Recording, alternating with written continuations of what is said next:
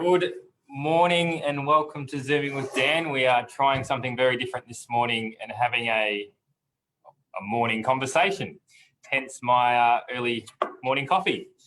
Absolutely delighted to be here during National Carers Week, such an important part of the calendar for many people. And this morning I'm delighted to be joined by Jen from Carers Victoria. Jen will introduce herself in a tick, but she has been highly recommended by our CEO, Kate Johnson, and has a wealth of experience at Carers Victoria. So I think we're going to have a really good conversation about the role carers play in the lives of many, and also why we're celebrating National Carers Week. So without further ado, I might hand over to you, Jen, to firstly tell us a little bit about yourself and what Carers Victoria is all about, and obviously what National Carers Week is all about too. Thanks, Dan. Thanks for that warm welcome.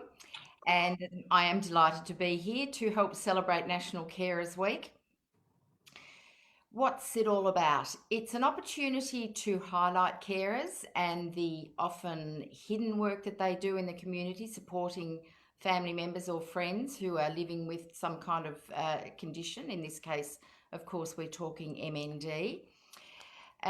Here's an interesting fact, that if all the carers across Australia went on strike and their work, their often hidden work, had to be replaced by paid workers, the bill to the Australian government and state governments altogether would be just on $78 billion per year.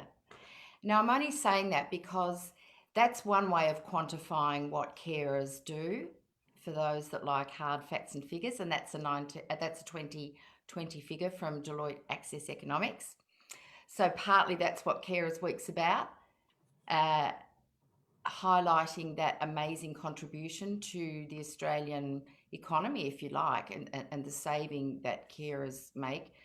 But I guess I'm interested in the qualitative contribution that carers make, and that is to the physical and emotional and mental health and well-being of so many people across Australia. The stat is that there's sort of 1 in 8 people are carers, so there's a lot of support and work that's going on behind the scenes. So hence National Carers Week.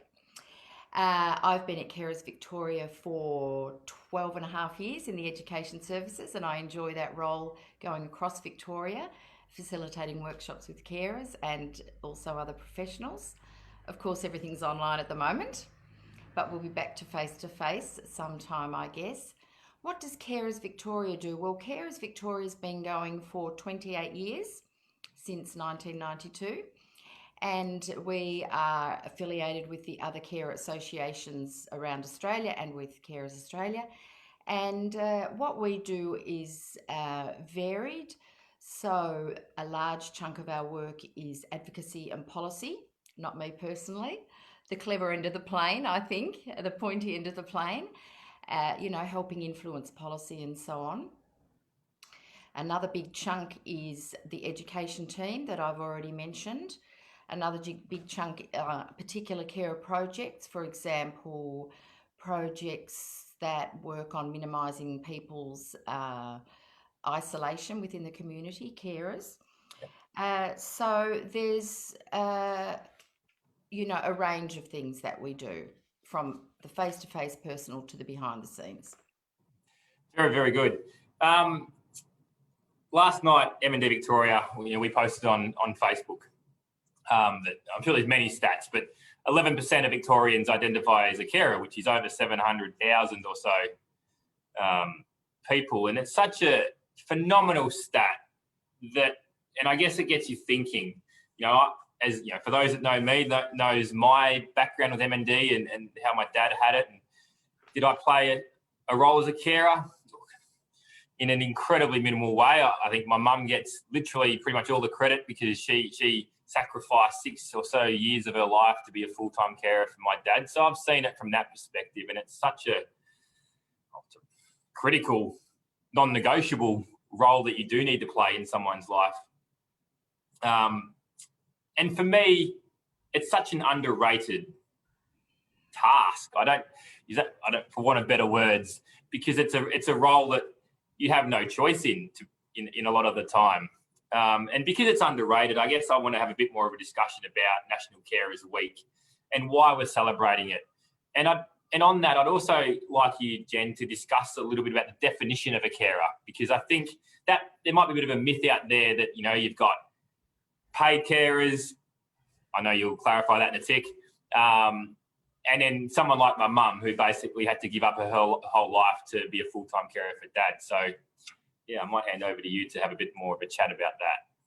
Very good point you raised, Daniel. The word carer is a very confusing one, to be honest. It muddies the waters. So what we're talking about in National Carers Week and what Carers Victoria is all about is about what we call the unpaid family carer. And we say family with a very broad definition of family. We're not just talking biological family, we're talking family of choice. It could be a friend who provides support. So we're not talking about the person who might come out from the council or another organisation that you might refer to as your carer. They are a personal care support worker or, a home support worker. We're talking about somebody with a pre-existing relationship with the person whom they're supporting, that they're not paid to do it. By not paid, we don't mean Centrelink benefits or not Centrelink benefits. We mean that it's not their professional role to be caring for the person that they do. And you might be interested to know, Daniel, that word now, carer, is enshrined in legislation. There's federal and state legislation called the Carer Recognition Act, and it's part of Centrelink, lingo. It's the bureaucratic term that we're referring to. And when we think about carers, we're thinking MND this morning, but I'm sure that some of your listeners will also be very familiar with caring in other situations. And they may be juggling that themselves, supporting someone with MND and, for example, a partner, and also helping support a grandchild or an adult child. So the kind of rough categories of care are supporting someone with a chronic illness. We know what we're talking about there, or a palliative care situation, or supporting someone who's aging with particular needs. Don't just say aging, or someone who's 90 will come and give you a bop on the nose. It's someone with particular needs who is aging. Someone with a disability, supporting someone with a disability, or supporting someone with a mental health condition. Yep. And those four categories, of course, cross and intersect and have different layers. Very nice. I guess when you speak of carers on the surface, you think that they're amazing people, angels, heroes, whatever word you want to throw out there, and they are. But we had a really good conversation earlier in the week last week about some of the unspoken truths of being a carer and some of the underlying issues that you don't see from the outside. Do you want to go into that and also discuss why it's important to acknowledge these unspoken truths? That's a really good question, Daniel. And you mentioned that carers often take up the role out of, responsibility. Some carers take up the role because there is no one else and they may not need to. Many carers take on the role out of love and care for the person that they're supporting. Some carers take it on really reluctantly because, who knows what the family background may have been, but the buck stops with them. So there are a variety of motivations. And it's fair to say that sprinkled amongst the rewards that carers talk about are also kind of murkier themes, if you like. There's a lot of grief for carers in their role, grief about what might happen in the future, grief for the loss of the person that they once knew, as, for example, disease takes its hold, grief for the loss of their wider social network or their job or whatever. There's also a lot of isolation amongst carers, They find perhaps at the beginning of their journey, they've got all these interests, and, you know, one by one, those interests might disappear because of time or energy, and their world gets smaller and smaller. Not always the way, but it is a very common theme. And the guilt, I think, is a big one for carers. Carers come with an immense amount of guilt, not because they've done anything wrong, but they judge themselves with such a high standard. You know, I might have spoken, in an irritated way then, or I wished I could have a break, or I did have a break, so I feel guilty. So guilt is one of those murky themes that lurks around carers and inhibits their ability to really take care of themselves. It can be a very crippling thing. So there's some of the darker themes, I guess.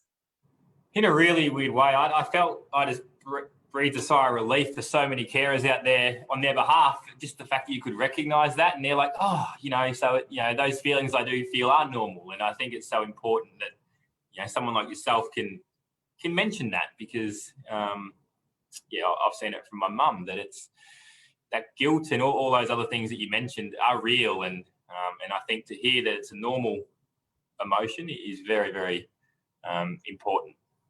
And Daniel, just let me jump in there and say that's why we always encourage carers where they can to join a carer support group. They vary in how they run, and you may not end up talking about your caring responsibility, but you can validate each other's experience, and carers realise they're not alone with that whole range of emotions that you mentioned. It can be a very affirming and encouraging thing to hear those emotions echoed in other people. Yeah, absolutely. Very good point. As I mentioned earlier, we did speak last week, and I brought up the way we talk about people with MND, and it's people living with MND, and you really connected, I guess, some dots there, and how that term resonates with the role carers play, and how important it is that we all need to put more focus on the carer as well as the person they're caring for. Do you want to talk me through a little bit about what that meant to you? Yeah, I really like that tagline, living with MND. And what we know is if one person has a disease or an illness or a condition, they're affected in a particular way, but those around them are also affected in life-changing ways, in different ways, clearly, to the person with the condition. So living with MND for me gives the scope to understand that there is more than one person affected by this. And I think in the past, carers have been hidden. And if I had $1 for every time a carer has said to me, everyone asks me how Joey is, but nobody says, how am I? That kind of highlights that carers, even though they are equally affected, but in a different way by this illness, are often invisible. So with my Carers Victoria hat on, I guess I'm coming from the point of view of wanting to stand on the side of the carer, not just so they become a better carer. If that happens, great. But so they maintain this sense of who they are, a sense of joy in their own life, a sense of their own autonomy. Yeah, no, very good. And again, very, very important. Reasoning. You know a little bit about MND, a very basic amount, but I think we had a good conversation about the nature of the unknown in MND, and how that can be a really big issue for those caring for loved ones with MND. And again, I thought it would be a good topic to cover, because ultimately we are on MND Victoria's Facebook page, and we're celebrating all our amazing carers. So do you want to talk a bit about the fact that every carer's experience is different in this world as well as others, but also how the nature of the unknown for a carer can be just as daunting for them as it is the person with MND? Definitely, Daniel. And I was interested to learn of the different trajectories, the life expectancy. So, for example, the progression of the illness, all of those unknowns that can range from this to this. And the unknown and the worry about the future, the what ifs, is a very scary place for all of us as humans. It provokes fear and anxiety, certainly for the person living with MND as their own condition, but also for the person living with MND because they are the carer. So what we find in that situation is carers experience the progressive grief that I talked about as the journey of the disease progresses, the loss of this ability, or a decrease in the capacity of the person they're supporting. So there is grief at each of those stages. The carer also has the loss of not being able to plan for the future because the future is so unknown. When we know what is going to take place, we're able to make plans and look forward. But when we're in that dark place of not quite knowing, it can be very frightening. And carers within the MND space, I'm sure that is a familiar situation for them. No, absolutely. And yeah. And I would suggest in that space, Daniel, that it is really important for the carer to get support to manage that. It's up against things that can't be changed. So how do you maintain your own sense of self, your own sanity, your own spirits in the face of those unchangeable facts? And carer counselling has long been available. Now, the system for carer supports has changed a little bit. I'm happy to talk about that in a moment if you'd like. But suffice to say, counselling is seen as a very important option for people to take up if they're carers, to chew over some of those darker issues, particularly the grief of that long haul journey and the unknowns. And pre-COVID, it was always face-to-face with a phone or a Skype as optional. At the moment, it's all phone or Skype, but face-to-face will return. And if you haven't thought about it, you're listening out there as a carer, so many carers have found immense relief in being able to work through some of these feelings. Very good. And just on that, I thought it might be a good segue into, if there is a carer watching and they're thinking about all these things you're saying, Jen, what's the first step they can take? I think that's an important thing to mention. Okay, so let me give you the bigger picture first. Please Daniel. do. So for those who are listening, you may know that the landscape has changed of supports across the board and things have become kind of centralised in a way. So we've got My Aged Care for those in the 65 plus age group. We've got the National Disability Insurance Scheme, NDIS, for those with a disability. And they've kind of centralised to one phone number and then the supports run from there.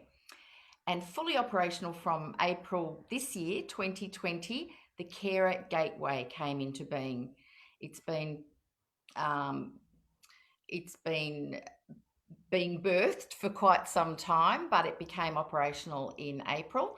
And what this is a central number for carers to ring, a central website, and no matter where you are in Australia, and then you will receive supports according to where you are geographically. You'll be referred to the local service provider in your area, which is probably the easiest way of describing it. And I suggest you get onto the Carer Gateway website. It's very usable.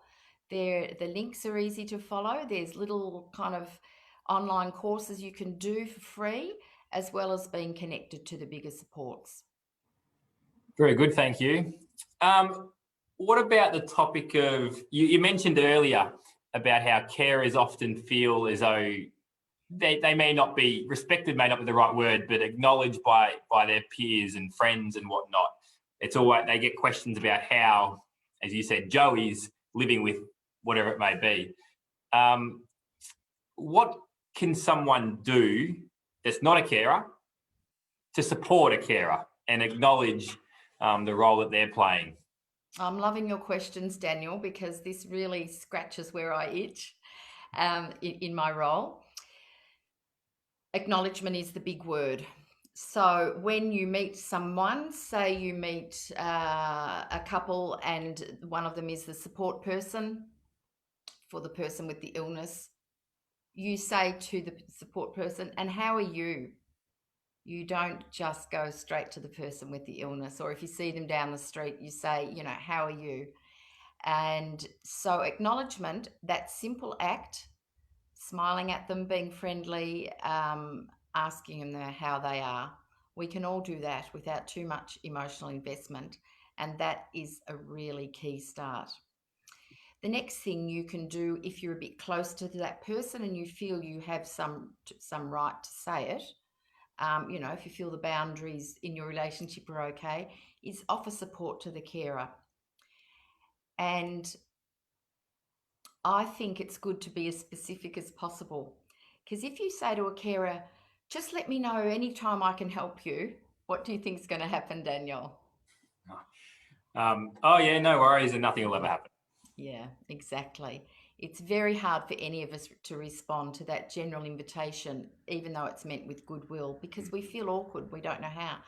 But if you know the carer well enough, you might say, look, can I shop for you next week? Or can I mow the lawns for you? Or can I come and sit with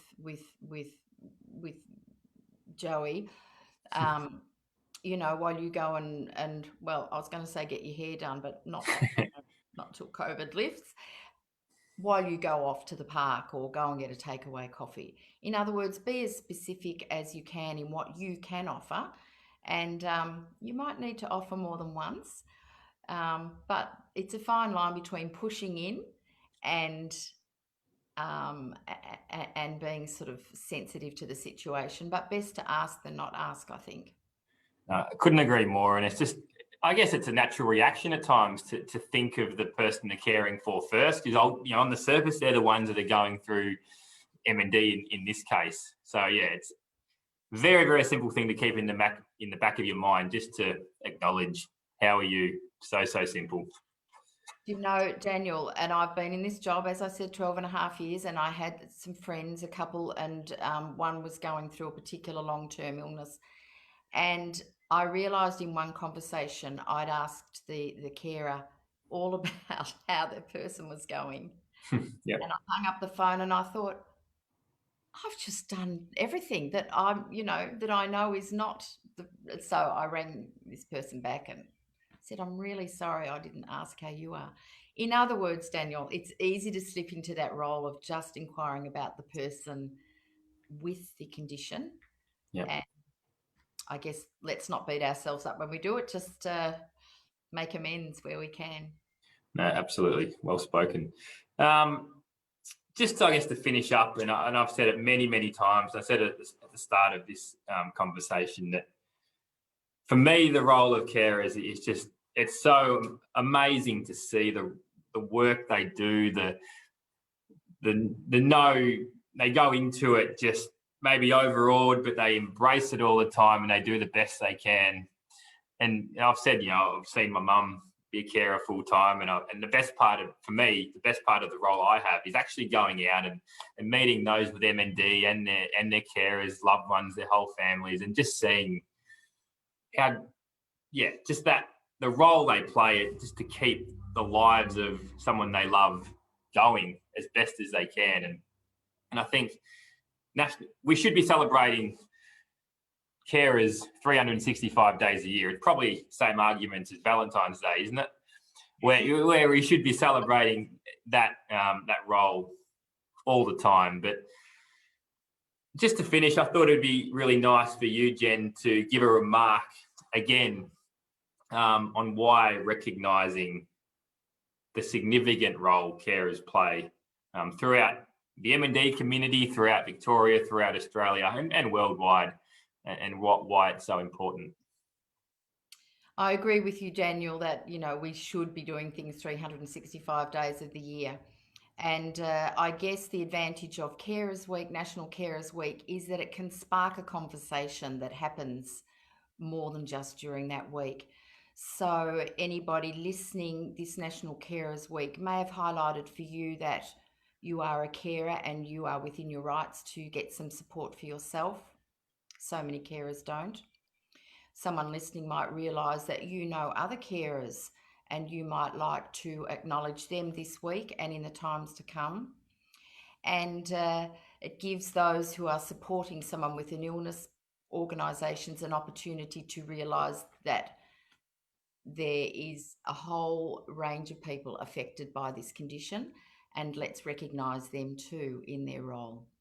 No, very good way to finish, I think, and been an absolute pleasure talking, Jen, and just to hear your expertise as well as your passion, and you clearly have a very caring nature. That I didn't mean, pardon the pun. But yeah, no, if anyone out there is listening and has any questions or they want to potentially take some of Jen's advice further, you can get in touch with us at M&D Vic, or obviously you got carers Vic, I'm sure are very open. Yep, go onto our website and see the events that are on for this week, and also the education and training events that are on an ongoing way. And also please jump on the Carer Gateway website to see all the things that are available for carers. Lovely, and just keep on supporting one another. Indeed. All right, thank you, Jen. You enjoy your day. I'm sure it's a busy week for you, so I'll leave you to it and enjoy your Tuesday. Thank you very much. Bye for now.